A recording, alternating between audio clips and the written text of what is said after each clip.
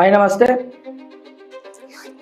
ఆడవాళ్ళకి గర్భసంచి తీసేయడం అనే ప్రక్రియ చాలా చాలా డేంజర్. గుర్తుంచుకోండి, గర్భసంచి తీసేయడము అంటే ఆమె జీవితం సగం, దాదాపు ఉన్న లైఫ్లో సగం పోయినట్టే.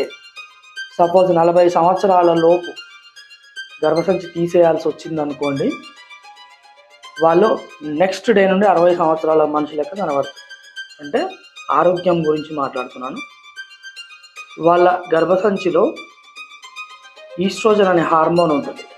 ఆ హార్మోన్ చేసే పని ఏంటంటే బోన్ నుంచి కాల్షియం తీసుకెళ్ళి రక్తంలో కలుపుతుంది.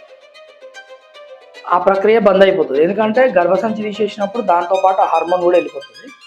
కాబట్టే రక్తంలో కాల్షియం ఉండదు, బోన్స్లో కాల్షియం ఉండదు, ఇంకా చాలా చాలా ఇతర సమస్యలు చాలా వస్తాయి. తిన్నది అరగదు, కంటి చూపు పోతుంది. వీటన్నిటికీ కారణం గర్భసంచి తీసేయడమే. మరి తీసేయకపోతే ఎలా అని అనుకుంటున్నారా? గర్భసంచికి ఏ ప్రాబ్లం వచ్చినా గుర్తుంచుకోండి, రాకుండా ఉండాలన్నా నీటి తొట్లో కూర్చోండి. ఉదయం 40 నిమిషాలు, సాయంత్రం 40 నిమిషాలు పరిగడుపున నీటి తొట్లో కూర్చోండి.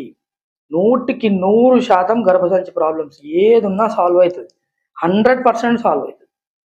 దయచేసి ఈ చిన్న తప్పు, గర్భసంచి తీసేయడం అనే చిన్న తప్పును మానుకోండి.